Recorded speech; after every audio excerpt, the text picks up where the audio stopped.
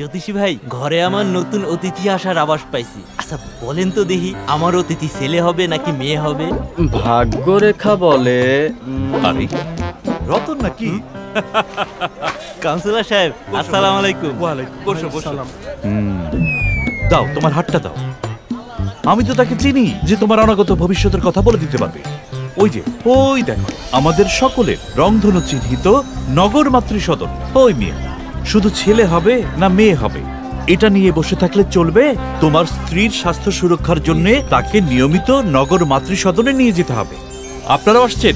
শোনেন, আমি আমার পরিবার নিয়ে রংধনু চিহ্নিত নগর স্বাস্থ্য কেন্দ্র ও নগর মাতৃসদনে যাই। আপনাদের স্বাস্থ্য সেবা নিশ্চিত করা আমার দায়িত্ব।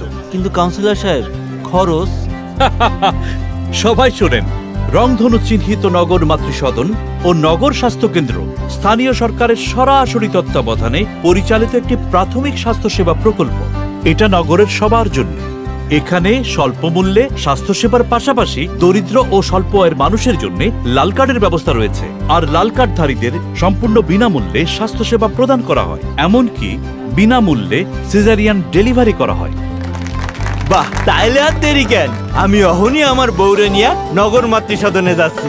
নগর স্বাস্থ্য কেন্দ্র শহরের সবার জন্য, স্বল্প ও বিনামূল্যে চিকিৎসা সেবা।